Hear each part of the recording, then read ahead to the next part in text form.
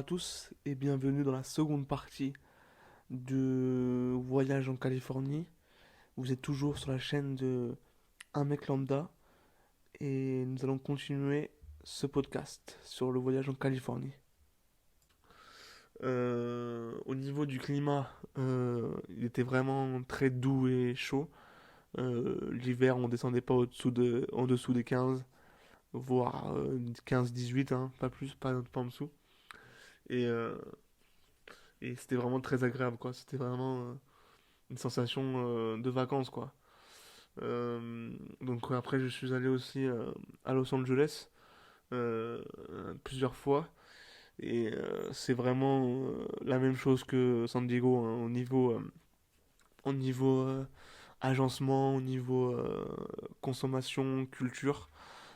C'est vraiment la même chose, hein, parce que j'étais vraiment à 1h30 en voiture, 2 heures de Los Angeles à San Diego. Donc c'était vraiment agréable et vraiment facile d'accès quoi en voiture. Euh, ouais, donc après, au niveau des paysages et des, pardon, au niveau des paysages et des climats, c'était vraiment assez proche de la France parce que la Californie, il y a énormément de montagnes, aussi de grandes forêts dans le nord entre Los Angeles et San Francisco qui euh, s'appelle ah, j'ai perdu le nom. Euh, Alors attendez, laissez-moi vérifier en même temps. Malheureusement, je suis pas allé parce que j'aurais bien aimé y aller, mais alors Redwood, voilà, c'est ça. Et il y a aussi Redwood et, et, et, Joshua Tree, voilà, c'est ça. J'aurais bien aimé y aller, mais malheureusement, j'ai j'ai été 3 mois confiné aussi à San Diego, du coup, j'ai pas pu aller voyager autant que je voulais, que j'aurais aimé. Mais bon, c'est pas très grave. J'y retournerai sûrement en vacances pour approfondir ce que j'ai pas fait. Qu'ajouter de plus? Ouais, la mentalité là-bas, donc c'est vraiment axé sur le business, hein. Il y a énormément d'entrepreneurs, des personnes ambitieuses qui ont réussi dans la vie. Puisque comme je vous ai dit, de toute façon, il faut avoir un très gros pouvoir d'achat pour pouvoir y vivre à l'année. Donc c'est pour ça que les gens sont fortunés et la plupart sont soit cadres et haut gradés dans leur boîte ou carrément créé leur entreprise. Ouais, je disais aussi au niveau de la richesse des paysages, il y a vraiment énormément de choses. Donc on a l'océan, on a les montagnes, la forêt, les grandes villes, donc des choses comme ça. On a aussi le désert qui est à 2 heures de où j'habitais à San Diego. C'était dans le le nouvel Mexique, le Nouveau-Mexique, qui était vraiment très proche de où j'habitais. Euh, donc au niveau ça pour visiter, pour tous ceux qui ont envie d'aller pour changer d'air ou visiter des choses, vous êtes servi avec la Californie. Il y a énormément de monuments, de choses à faire, de choses à voir, de choses à visiter. Je pense que c'est l'état où il y a le plus de richesse, le plus de changements et de différences au niveau des paysages. Je pense que si vous allez au Texas ou des choses comme ça, Colorado ou New Jersey, je pense que c'est vraiment très linéaire et très similaire dans chaque recoin de l'état, quoi. Euh, Ensuite, qu'est-ce que je pourrais vous dire? La mentalité, je vous l'ai dit. Euh, Ouais, on peut parler de mon confinement qui s'est passé donc là-bas.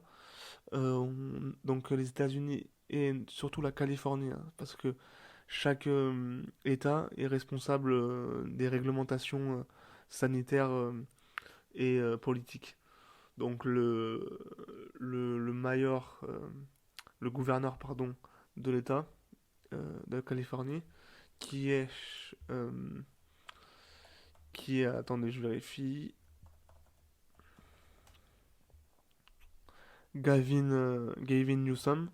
Donc il a direct instauré un confinement avec les commerçants qui étaient fermés, euh, donc ils pouvaient faire plus que de la nourriture à emporter. Euh, Il y avait aussi le maximum de télétravail et aussi c'était vivement conseillé de travailler chez soi et de rester enfermé quoi. Après le confinement était, il n'y avait pas tout ce qui était attestation, contrôle de l'attestation par les flics. On était quand même assez libre dans nos mouvements et dans nos trajets. On pouvait se balader un peu partout, aller dans les endroits des parcs et des... Enfin non, les parcs étaient fermés quand même. Mais les plages aussi étaient fermées, donc on pouvait pas aller sur la plage ni faire de surf. Ensuite, par la suite, à la fin du confinement, ils ont réouvert les plages. Mais au début, on pouvait pas y aller, genre se poser et chiller. C'était quand même fermé, les lieux touristiques, les monuments, tout ça était fermé, les musées aussi fermés. Mais on pouvait quand même se balader librement et, euh, et aller profiter du soleil au bord de la plage, même si on n'avait pas le droit d'aller sur la plage. On pouvait quand même se balader autour et profiter un peu du soleil et de la vibe.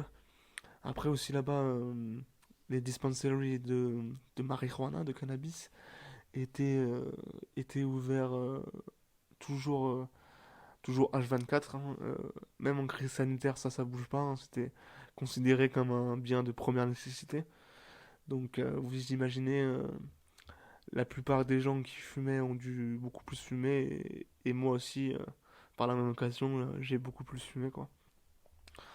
Mais ça, j'en reviendrai dans un autre épisode où je parle carrément.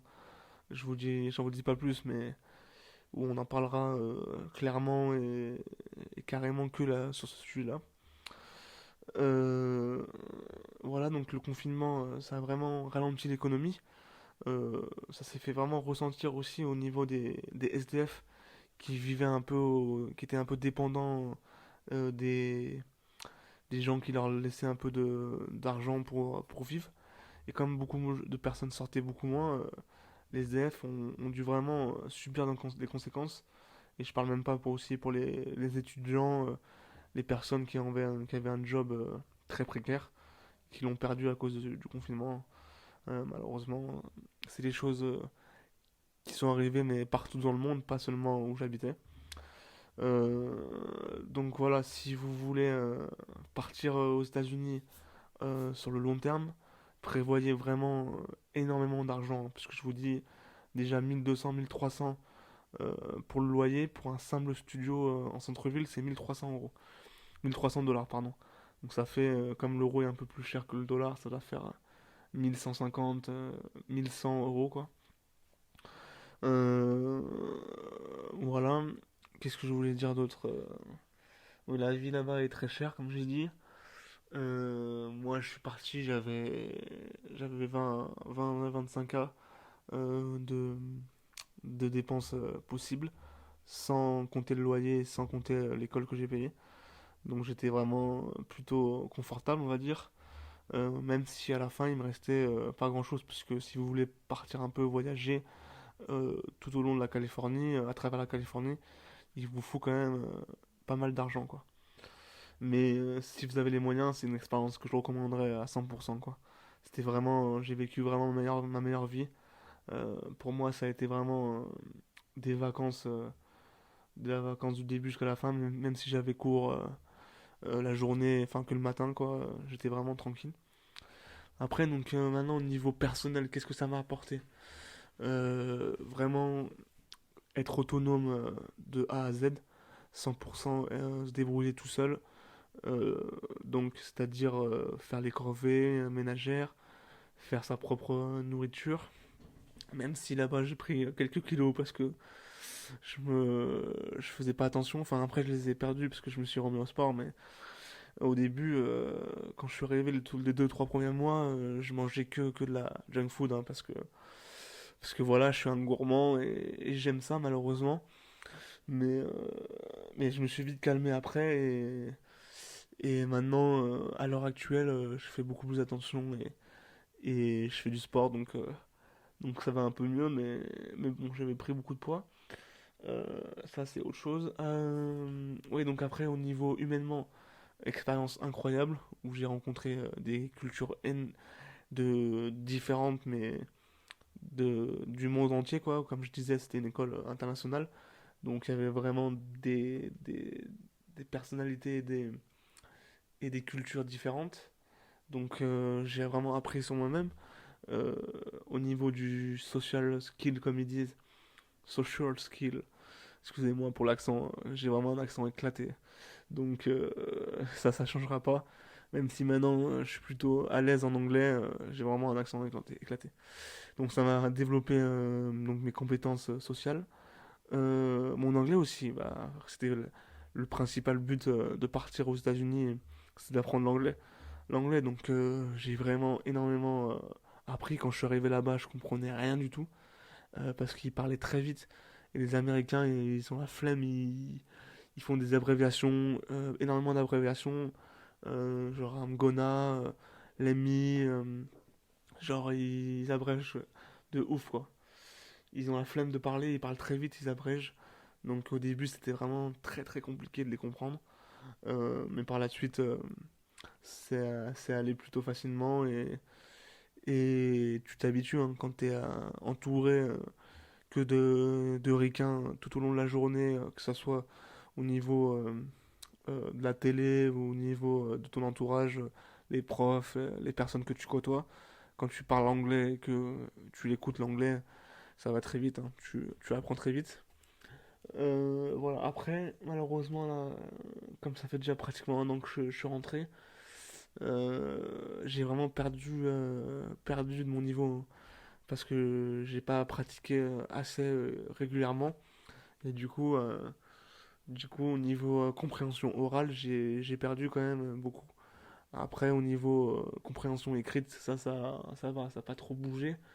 Mais c'est surtout compréhension orale, quoi, que ça pêche un peu maintenant.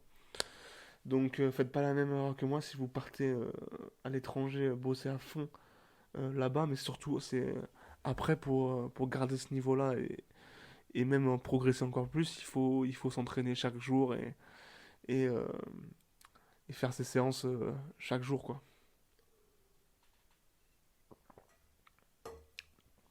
Voilà, après, voilà, j'ai rencontré plein de gens, j'ai voyagé, j'ai j'ai énormément de souvenirs maintenant, souvenirs positifs et je me suis rendu compte que j'avais vraiment beaucoup de chance de pouvoir partir en Californie, quoi, parce que c'est vraiment une destination de rêve euh, pour beaucoup d'entre nous et ça coûte très cher, quoi. Donc je suis vraiment énormément satisfait de ce voyage-là et de l'expérience que ça m'a apporté, de la maturité aussi que ça m'a apporté.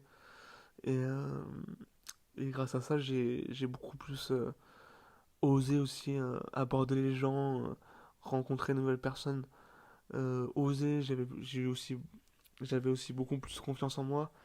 Donc ça se ressentait au niveau de mes relations et c'était vraiment que du plus quoi. Il faut vraiment, je reviens sur les bases, mais si dans la vie vous êtes confiant, vous êtes positif et que vous êtes pas trop timide et que vous avez envie de faire ça ou ça et que vous vous retenez pas quand vous le faites, vous aurez beaucoup plus de bonnes expériences et vous aurez beaucoup moins de regrets que si vous avez rien fait et vous vous trouvez des excuses quoi.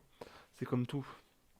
Donc je suis vraiment sorti de ma zone de confort en partant et j'ai vraiment appris et j'ai vraiment kiffé pouvoir le faire quoi.